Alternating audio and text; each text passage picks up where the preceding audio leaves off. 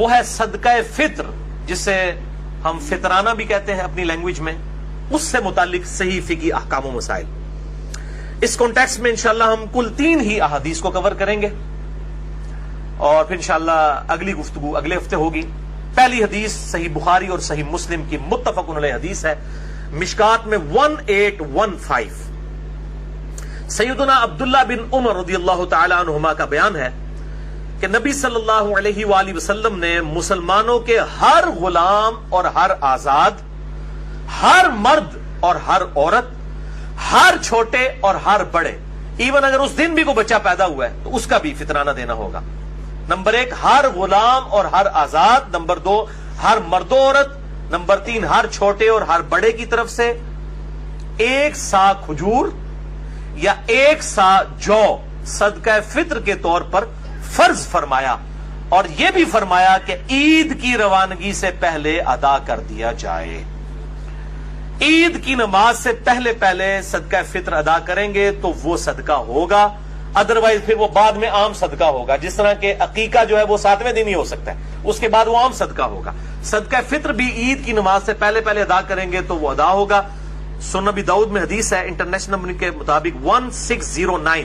کہ جو شخص عید کی نماز کے بعد صدقہ فطر دے گا وہ پھر عام صدقہ ہوگا، وہ ایکسٹرا آرڈنری ثواب پھر اس کو نہیں ملے گا۔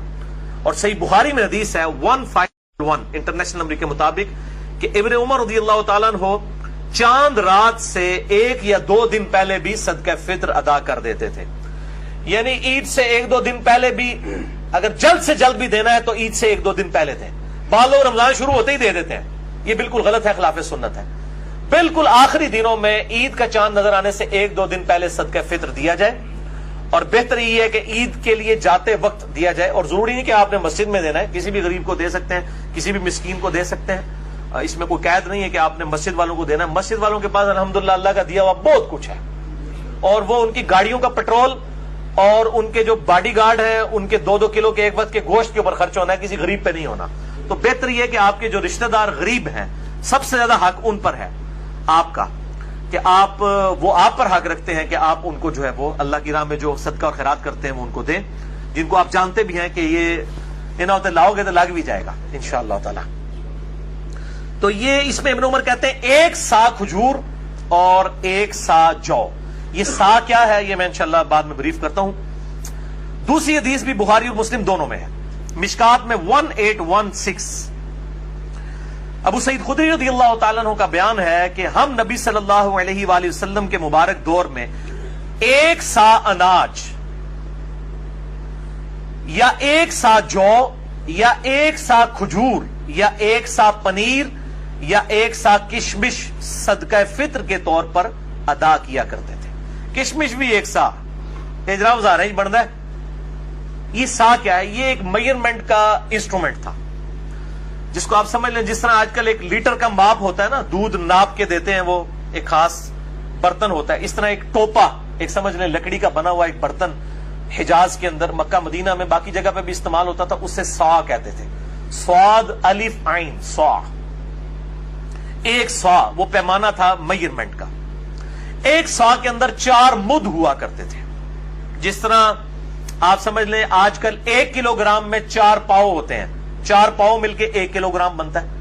اس وقت 4 مد مل کے 1 سا بنتا تھا۔ یہ مد وہی ہے جو بخاری اور مسلم میں حدیث ہے، جس کا کانٹیکٹ صحیح مسلم میں ہے، انٹرنیشنل نمبر کے مطابق صحیح مسلم میں 6488 کہ جب عبد الرحمن بن عوف رضی اللہ تعالیٰ عنہ کو خالد ابن ولید نے ایک دفعہ گالی دے دی جھگڑے کے دوران، تو آپ صلی اللہ علیہ وآلہ وسلم نے حضرت خالد ابن ولید کو بلا کے ڈانٹا اور فرمایا، خالد تو میرے صحابہ کو گالیاں دیتا ہے؟ حالانکہ خالد بھی صحابی تھے، لیکن آپ نے فرق کر دیا کہ جو لوگ گولڈن پیریڈ میں اسلام لے کے آئے اور جو اسلام پر جب مشکل وقت تھا اس وقت اسلام لے کے ان میں فرق ہے۔ خالد تو بہت بعد میں مسلمان ہوئے، صلح حدیبیہ کے بھی بعد، اس وقت تو سب لوگ اسلام قبول کر رہے تھے، کیونکہ جو ہے وہ آپ سمجھ لیں ٹلٹ ہو چکا تھا قبلہ آپ صلی اللہ علیہ وآلہ وسلم کی طرف، کہ آپ کو غلبہ حاصل ہو گیا تھا۔ تو فرمایا تو میرے اصحاب کو گالیاں دیتا ہے؟ آپ نے فرمایا اب تم میں سے اگر کوئی شخص احد پہاڑ کے برابر بھی سونا خیرات کر دے، یہ خالد ابن ولید کو کہا، صحیح مسلم 6488۔ یہ آدھی حدیث بیان کرتے ہیں میرے اصحاب کو گالی مت دو،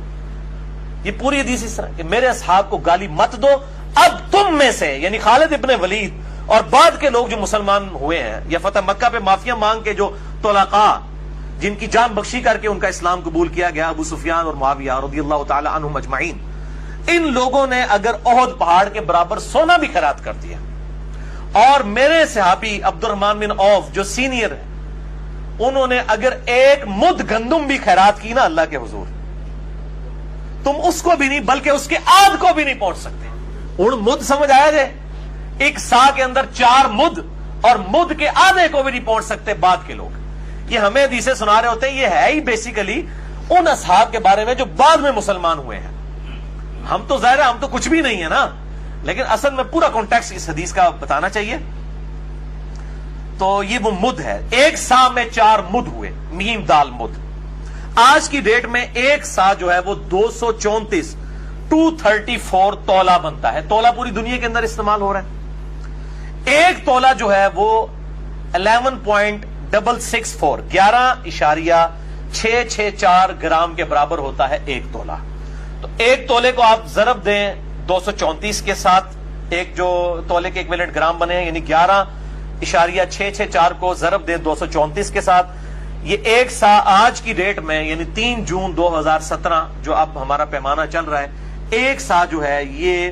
2730 گرام بنتا ہے۔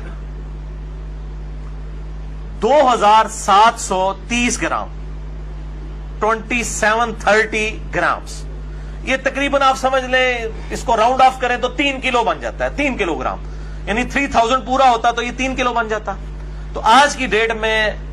ایگزیکٹ اگر بات کریں گے تو ایک سا جو ہے وہ 2730 گرام ہے، اور اگر راؤنڈ آف کریں تو تقریباً 3 کلو گندم یا جو یا 3 کلو کھجور۔ اب کھجور ہی جو اچھی کھجور ہے وہ 200-250 روپے کلو ہے، تو 200 روپے کلو بھی لگائیں تو 600 بنتا ہے۔ اور گندم بھی جو آپ کھا رہے ہیں، یہ نہیں ہے کہ آپ جو ہے وہ، میں جس طرح میں تو دیسی گندم استعمال کرتا ہوں، وہ تقریباً 55 روپے کلو ہمیں آٹا پڑتا ہے، لیکن عام مارکیٹ ریٹ 40 روپے کلو بھی ہے۔ تو جو آپ استعمال کر رہے ہیں اس کا، اور یہ بھی جو انگلینڈ کے اندر اور جو امریکہ کے اندر جو لوگ جو ہے وہاں پہ رہتے ہیں، وہ ادھر اپنے ماں باپ کو کہہ رہے ہوتے ساڑھی طرفوں دے دو جی، نہ بھائی، تو اڈی کیلکولیشن ہوتے مطابق ہوئے گی۔ جو آپ کو وہاں پر ریٹ مل رہا ہے، جو آپ کا اناج کا ریٹ ہے ڈالرز کے اندر یا پاؤنڈز کے اندر، اس کے مطابق آپ کو دینا ہوگا۔ آپ کیلکولیٹ کریں کہ 3 کلو گرام اناج کا ریٹ جو ہے گندم کا یا جو کا جو ریٹ بنتا ہے یا کشمش کا، یہ جو بھی آپ دینا چاہیں، اس میں آپشن ہے، جو مرضی آپ دے سکتے ہیں۔ اگر کوئی امیر آدمی ہے کشمش دے دے، وہ تو ہزاروں میں بن جائے گا، تو وہ اس کے مطابق دے گا۔ اور یہ الحمدللہ ایک سا کے اوپر پوری امت نے اجماع کیا ہے۔ اب تھوڑی کڑوی باتیں آنے لگی ہیں۔ پوری امت نے اجماع کیا ہے کہ ایک سا جو اناج ہے یہ دیا جائے گا صدقہ فطر کے طور پر، الحمدللہ، چاہے وہ اناج گندم کی شکل میں ہو، چاہے وہ جو کی شکل کے اندر ہو، چاہے وہ آپ سمجھ لیں کھجور ہو، بلکہ بخاری مسلم میں منقع بھی آیا ہے، منقع ہو، کوئی اور چیز ہو، کشمش ہو، سب کے سب جو ہے وہ اس میں دیں گے۔ لیکن ہمارے جو احناف حنفی بھائی ہیں وہ کہتے ہیں جی آدھا سا بھی چل جائے گا اگر گندم ہوگی، اور وہ اس چیز کو جو ہے نا وہ پروپیگیٹ کرتے ہیں۔ اس لیے ان کی آپ کیلکولیشن دیکھیں نا، انہوں نے پہلی تو بات ہے کہ وہ سا ہی غلط کیلکولیٹ کیا ہوا ہے، وہ آدھا کر کے بھی ان کا 2.5 کلو بن رہا ہوتا ہے، ان کا سا جو ہے وہ 5 کلو کا ہے، شکر ہے پھر بھی بیچ قریب آ ہی جاتے ہیں ربو ہی بچ کے۔ تو ایک سا کو انہوں نے آدھا کر دیا ہوا ہے، وہ کہتے ہیں نہیں جی ایک سا ہے کھجور کے لیے، جو کے لیے اور کشمش پنیر کے لیے، لیکن اگر گندم دیں گے پھر آپ آدھا سا بھی دے سکتے ہیں۔ اچھا، اب اہل حدیث جو ہے وہ ان کے اوپر چڑھائی کر رہے ہوتے ہیں، کہتے ہیں جی دیکھیں جی حنفیوں نے دین ہی بدل دیا ہے، اور وہ جعلی روایتیں ابو داؤد ترمذی کے اندر، واقعی وہ جھوٹی روایتیں ہیں کہ آپ صلی اللہ علیہ وآلہ وسلم نے فرمایا کہ گندم جو ہے وہ آدھا سا بھی دی جا سکتی ہے، وہ تو تمام محدثین کے ہاں جعلی روایت ہے، کوئی ایکسیپٹیبل نہیں ہے، اور بخاری مسلم سے وہ ٹکرا رہی ہے۔ جب واضح آ گیا کہ اناج بھی آپ نے ایک سا دینا ہے، اور صدقہ فطر کے اوپر جو چیپٹر آتا ہے مشکات کے اندر، یہ پہلی جلد کے اندر ہی آ جائے گا، مشکات کے اندر 1817 اس کا نمبر ہے، اور یہ حدیث کی پرائمری کتاب جو ہے وہ ابو داؤد اور نسائی ہے، اور ابو داؤد میں اس کا نمبر ہے 1622 نسائی میں ہے 2512 اور 2510، اور اس میں امام نسائی نے خود لکھ دیا ہے کہ جو حسن بصری بیان کر رہے ہیں ابن عباس سے، تو حسن بصری کی ابن عباس سے جو ہے وہ سما ثابت نہیں ہے حسن کی۔ اب یہ حسن بصری ہوں گے، جب حدیث کی ٹرم میں حسن مراد لیا جاتا ہے جو حسن بصری کوئی، تو یہ وہ بیان کر رہے ہیں یہ منقطع روایت ہے۔ اس میں یہ الفاظ موجود ہیں کہ نصف سا گندم بھی دی جا سکتی ہے، اور کھجور 1 سا ہوگی، اور اسی طریقے سے جو بھی 1 سا ہوگی، لیکن جو گندم ہے وہ نصف سا۔ لیکن یہ روایت جو ہے وہ کمزور ہے اور منقطع روایت ہے۔ اس روایت کا سہارا لیتے ہیں۔ اب ظاہر ہے کہ جب وہ کسی کے پاس کچھ بھی نہیں ہے پھر وہ جعلی روایتوں کا بھی سہارا لینا شروع کر دیتے ہیں حنفی۔ تو بیسیکلی مسئلہ یہ نہیں ہے کہ یہ ضعیف روایتوں کا سہارا لے رہے ہیں، اصل مسئلہ گل وچ کوئی اور ہے۔ یہ جو امت کے اندر بدعت جاری ہوئی ہے نا سا کو نصف کرنے کی، یہ حضرت معاویہ ابن ابی سفیان رضی اللہ تعالیٰ عنہ کی جاری کردہ بدعت ہے۔ یہ ہے اصل وچ گل اور کوئی، وہ میں انشاءاللہ ٹروتھ ریویل کرنے لگا ہوں۔ اور پچھلے رمضان کی بات ہے، یہاں میں ایک اہل حدیث مسجد میں فجر کی نماز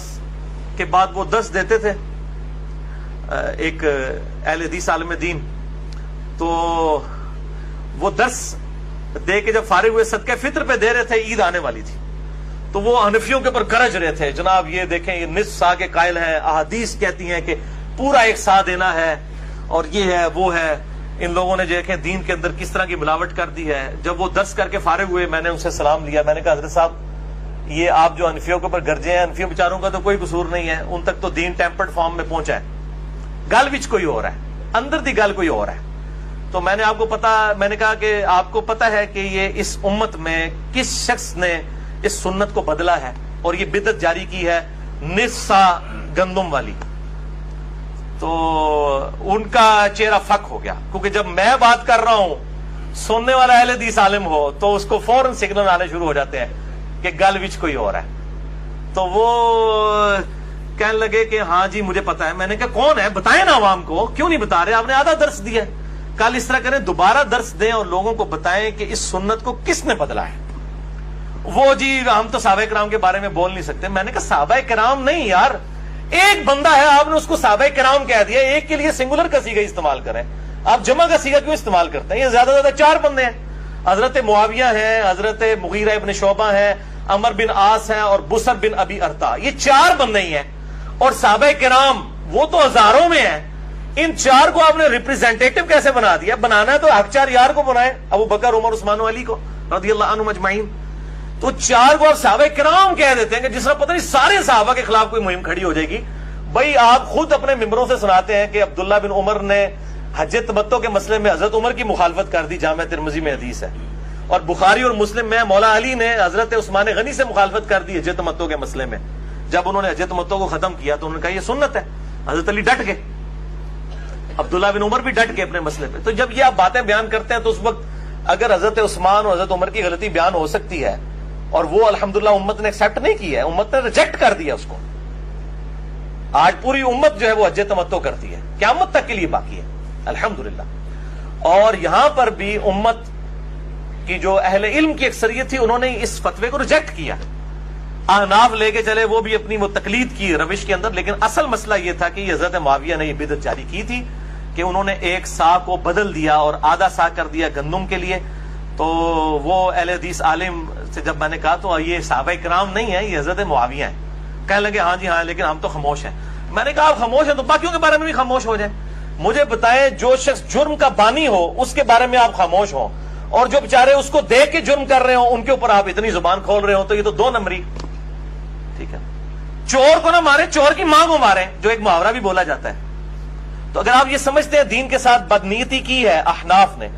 تو جس آدمی نے یہ بدعت شروع کی ہے پہلے اس کو لا کے کٹارے میں کھڑا کریں، ورنہ انٹرنیشنل عدالت میں ہمارا یہ مقدمہ آپ لے کے چلے جائیں تو گورے سے فیصلہ کروا لیں۔ میں تو لوگوں سے کہتا ہوں ہم اپنا جو مقدمہ پیش کریں کہہ رہے ہیں علماء کے ساتھ بیٹھیں۔ میں آج اس ویڈیو کی وسادت سے سب علماء کو کہتا ہوں میرے ساتھ بیٹھیں،